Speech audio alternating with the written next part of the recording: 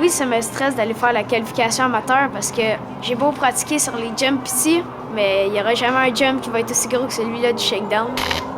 Moi, mon but premier, ça serait de me rendre premièrement en semi-finale. Puis après, je sais pas si je serais capable de me rendre en finale, mais c'est sûr que ça serait un objectif. Ben, j'aimerais vraiment ça devenir aussi bon que Sébastien Toutant, même meilleur. C'est sûr que quand on a annoncé ça au monde, qu'on allait avoir la chance d'avoir notre kiosque, tout le monde était impressionné parce que dans tous nos amis, tout notre entourage, tout le monde, c'est un événement qu'ils aiment.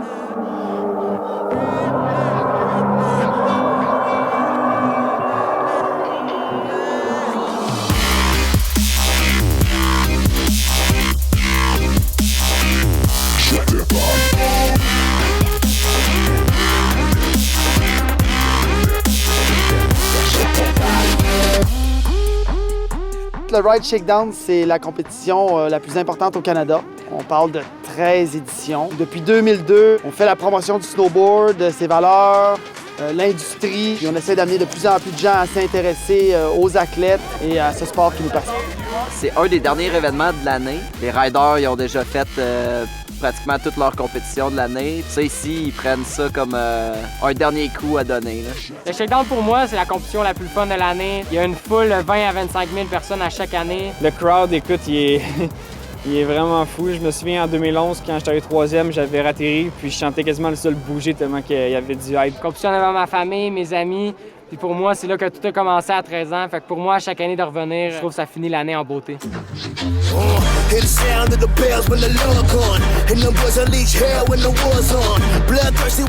Mon père et mon frère faisaient du ski, puis moi, ils voulaient me faire du ski, mais je voulais rien savoir. Je m'appelle Casey, j'ai 17 ans et ça fait 10 ans que je fais du snowboard. Moi, j'ai commencé à faire du snow parce que mon frère en faisait. Je m'appelle Justin, j'ai 14 ans, puis je pratique le snow depuis que j'ai 6 ans. Ouais, c'est une fierté pour moi d'avoir entraîné toute ma famille en snowboard. Et dans le fond, mon école, c'est quasiment pas une école. C'est un peu plus fun que toutes les autres écoles parce que t'as un programme ski-études qui te permet de prendre 2 jours de congé à chaque semaine pour aller en ski, pour pratiquer avec des coachs. Hey, ça va, les gars? Prêt à matin? Ça va à vie, là. Puis à chaque jour, c'est toujours un monde différent. Fait que ça nous permet d'aller voir différents parcs à neige dans tout le Québec.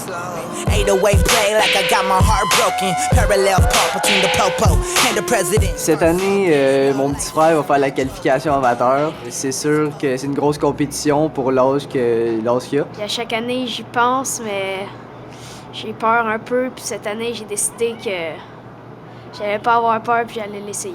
Qu'est-ce que tu fais là? Je vais prendre le module de droite en 300 autres. Quand même, les figures qu'il est rendu à faire, puis la façon qu'il s'est amélioré cette année, c'est incroyable comparé aux années passées. Là.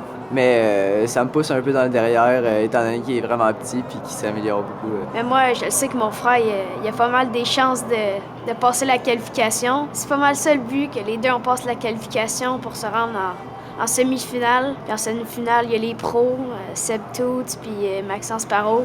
Ce serait vraiment une belle occasion pour moi d'aller faire une compétition avec eux. Là.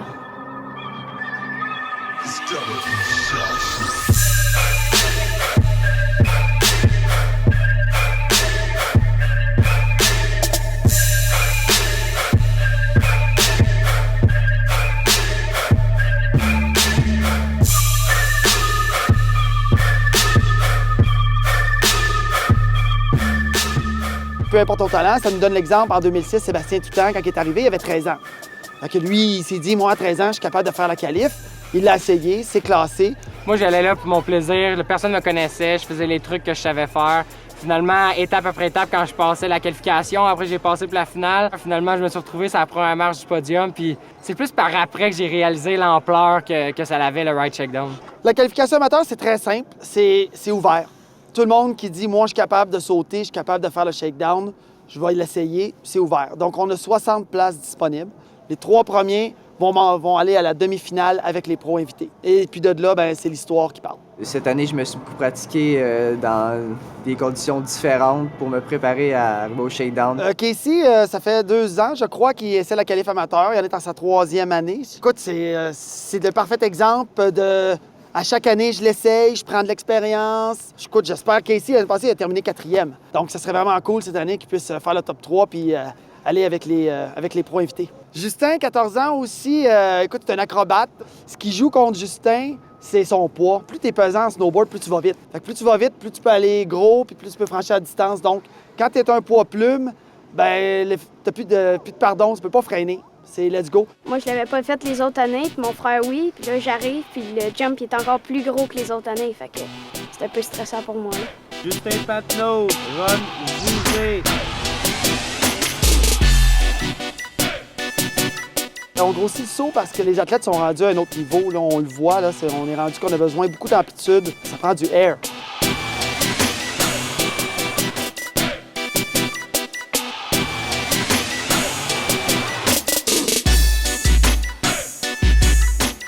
Pour gagner un qualif amateur, là, ça prend pas le plus gros truc.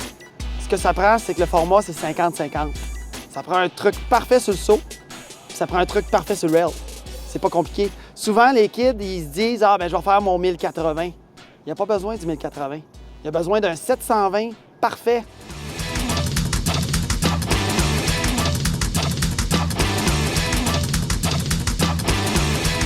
On grossit le saut parce que les athlètes sont rendus à un autre niveau. Là, on le voit, là, on est rendu qu'on a besoin beaucoup d'amplitude. Ça prend du air. Puis aussi, dans le jump, il y a comme un trou au milieu que les gens ils peuvent passer.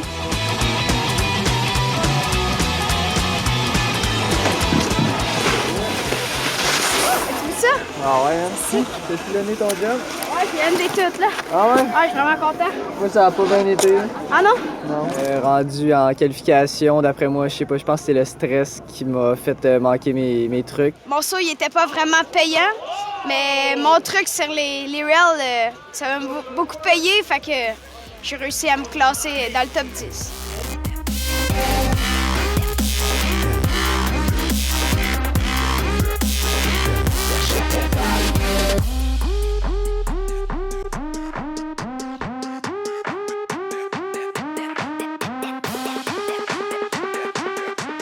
Ma première année au Shakedown, je crois que c'était en 2010, si je me trompe pas. J'étais amateur et puis j'ai pas réussi à passer pour les semi-finales. Et puis c'est en 2011 que j'ai eu mon invitation à cause du Atlas Open à Val-Saint-Côme.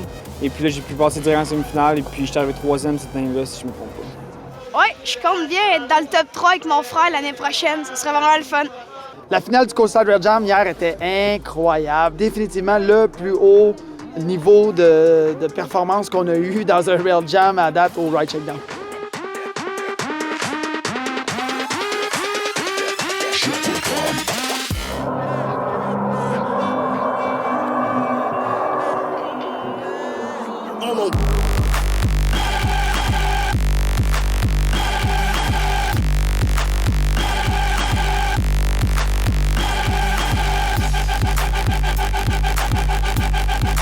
Put a little dirt on them.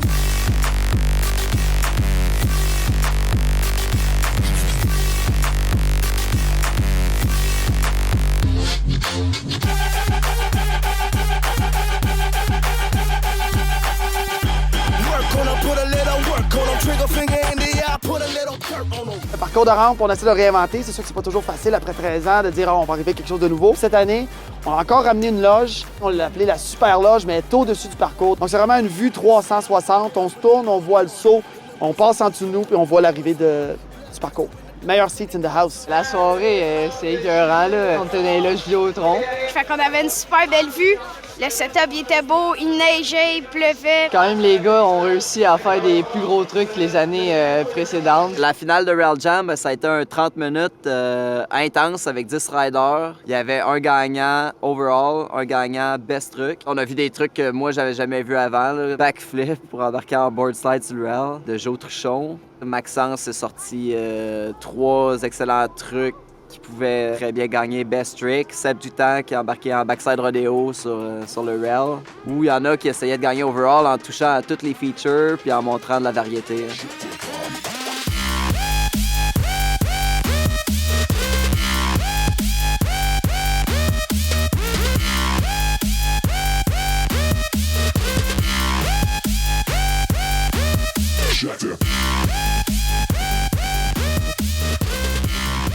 Le meilleur truc, est allé à Maxence Parot. Ouais, écoute, c'est ma première fois que je suis podium au Real Jam du Right Shakedown, fait que je suis super content. J'espère que ça va bien aller demain et que je vais retourner sur le podium. Jonathan Truchon a gagné le Best Overall. En fait, c'était l'athlète qui s'est démarqué le plus de versatilité. Je suis un peu à tout, j'ai fait une couple de gros trucs, puis je suis bien content. J'aime beaucoup Maxence Parot, Carl Mack, puis Sébastien Toutant. Je sais que je peux être un modèle pour plusieurs jeunes athlètes en snow. Je trouve ça vraiment le fun, justement. J'ai commencé vraiment jeune. J'ai eu des idoles, moi, personnellement, ça m'a fait grandir dans le monde du snow. Je m'appelle Mathias, j'ai 9 ans, puis ça fait 2 ans que je fais du snowboard. Mathias Cloutier qui va vivre un shakedown de rêve cette année en rencontrant toutes les vedettes. Il va être dans le feu de l'action avec les mini-pros. Il va rencontrer tout le monde, fait que la grosse expérience VIP. Je me vois un peu dans lui, je veux dire, quand j'étais plus jeune. Ça a l'air d'un gars qui a pas trop peur, il affronte ses peurs, même si tu vois que tu as une petite crainte, mais il écoute les conseils des autres. Puis je pense que c'est la meilleure recette pour apprendre assez vite. Ben, le parcours, je le trouve gros, mais je le sais que c'est pas impossible, je peux le faire. On n'a pas raidé souvent ensemble, mais j'ai entendu juste des bonnes choses sur Mathias. Je veux dire, c'est un très bon rider, puis je pense que on l'aurait pas fait sauter cette rampe-là s'il n'y avait pas un peu d'expérience. Sébastien Toutant, c'est vraiment un rider qui l'inspire. Chaque fois qu'il lance une nouvelle vidéo, par exemple, il va aller le regarder avec empressement. Fait que t'es prête? Ouais. Yes, sir. On y va.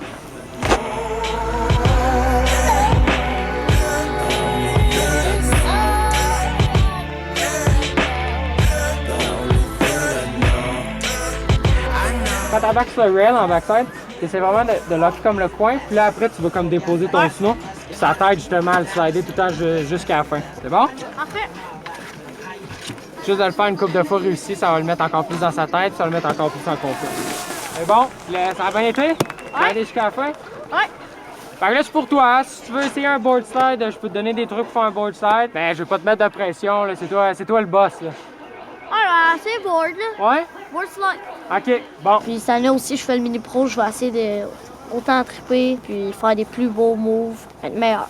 C'est toujours le fun de voir un kid qui est vraiment motivé, de voir quelqu'un qui apprend aussi vite. Il y a vraiment de l'avenir, ça, c'est sûr.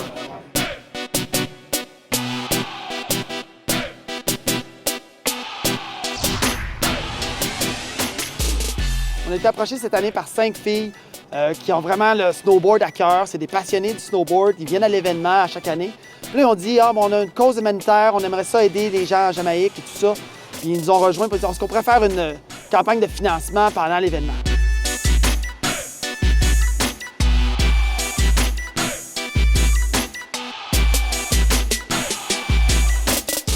L'enfant, c'est We Care About Jamaicans. On a des statistiques qui prouvent que là-bas, ils sont dans le besoin.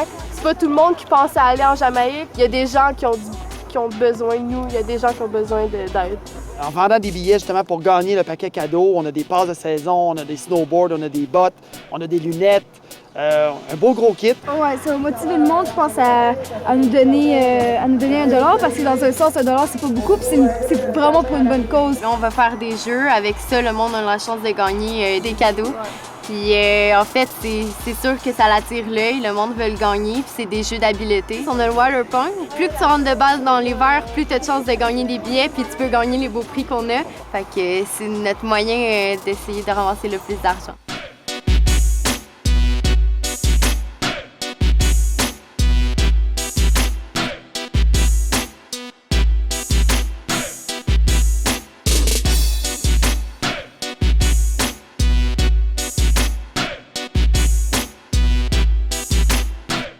On a ramassé 350 $, donc il nous reste 2150 $ à ramasser avant la compétition. Il nous reste encore un peu de temps, puis on espère atteindre l'objectif. Je leur souhaite bien, 2500 $, c'est quand même beaucoup d'argent.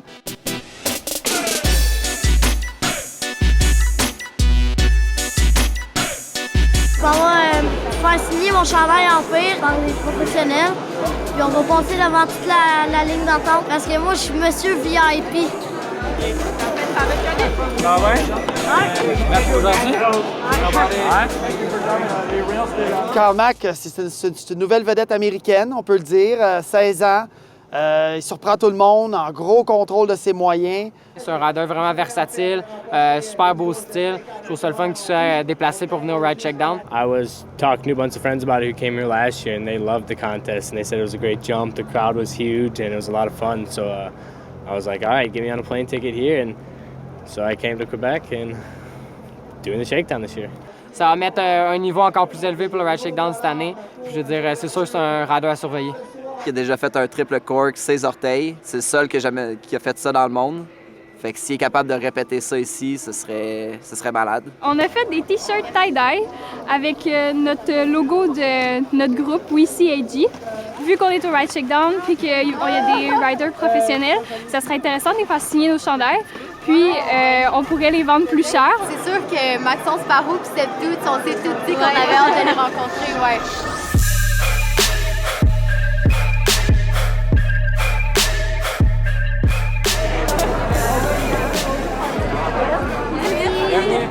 Moi et Maxence, on est des super bons amis. Je veux dire, c'est sûr, quand on est en compétition, on est compétitifs un et l'autre. Dans la vie de tous les jours, dans tout ce qu'on fait, dans les voyagements, quand on voyage ensemble. Dans l'avion, on se challenge sur des jeux, sinon c'est dans le snowpark, sinon c'est dans d'autres sports. Et puis c'est vraiment ça, je crois, qui nous pousse à toujours donner meilleur que l'autre. Il n'y a personne nécessairement que je redoute le plus. Je pense que chaque compétition que je rentre, tout le monde a des chances de pouvoir gagner. Fait que je pense que c'est juste d'essayer d'avoir les meilleurs trucs possibles et de laisser aucune chance aux autres.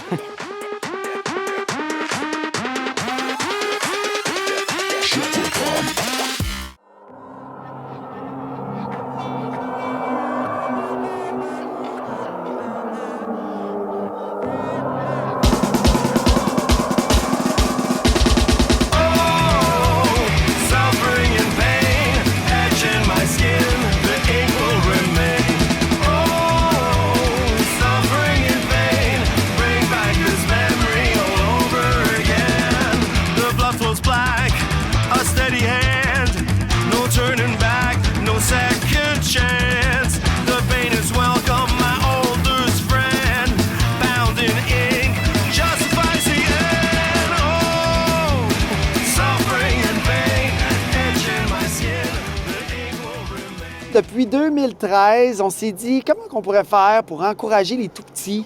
De dire, parce qu'ils sont là, ils sont à l'événement, ils regardent ça, eux autres, ils regardent les gars sauter le jump. Fait qu'on s'est dit, on va faire un petit setup pour eux dans le bas de parcours, on va aménager un rail, puis on va faire une petite démo avec les mini-pros. Puis dire, ben, venez voir les futures vedettes de demain.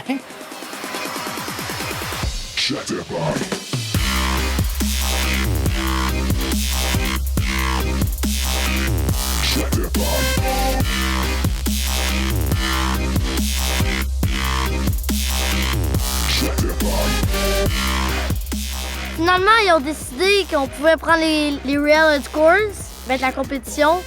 Puis là, je les ai faites. Au début, mes 50 mes board slides, ça marchait pas. Là, j'étais un petit peu découragée. Je me dis, gars, je vais recommencer. Puis je l'ai eu. Les conseils de Seb m'ont aidé toute la journée.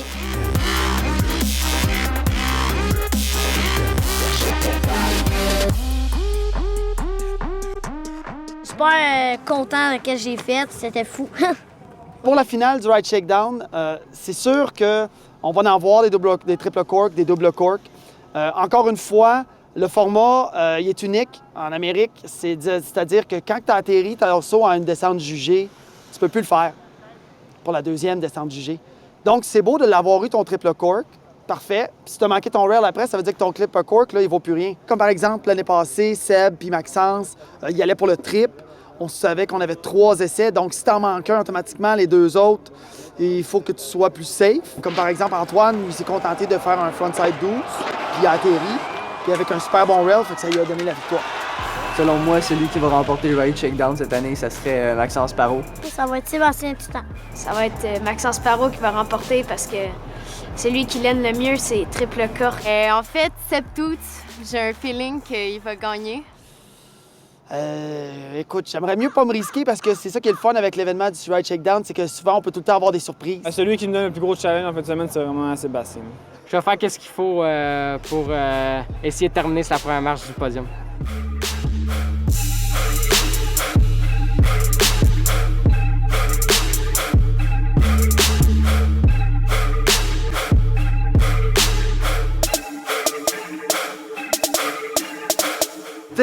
snowboard, tout se contrôle. La seule affaire qu'on ne contrôle pas dans un événement, c'est quoi? C'est la température. Puis en 13 ans, on a tout vécu, de la pluie, de la neige, du vent. On n'avait jamais vécu autant de vent que comme ce soir. Donc on a concerté les gars. De là, on a dit, OK, la majorité l'emporte. Alors les gars, on va séparer la bourse en 10, ce qui leur donne 4 000 $ chaque. Puis après ça, ben, tout le monde ride pour le show.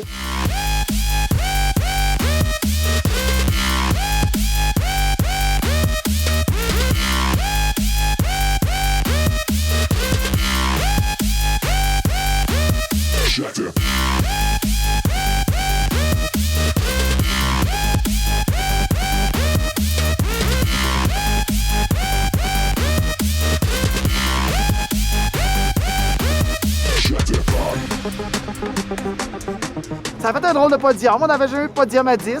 Écoute, c'est la 13e édition. Je sais pas si le chiffre 13 a joué contre nous. Je suis pas superstitieux, mais là, écoute, j'ai assez hâte à la 14e. J'ai passé un super beau week-end.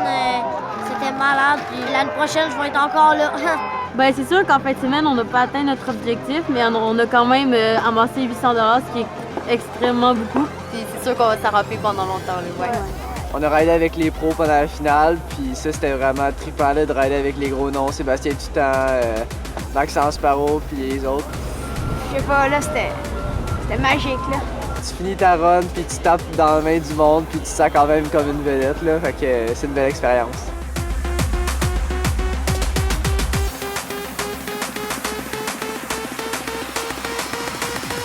On se revoit l'année prochaine, même heure, même poste, en espérant que la température soit plus coopérative. Excusez, il y a trop de vent. C'est terminé!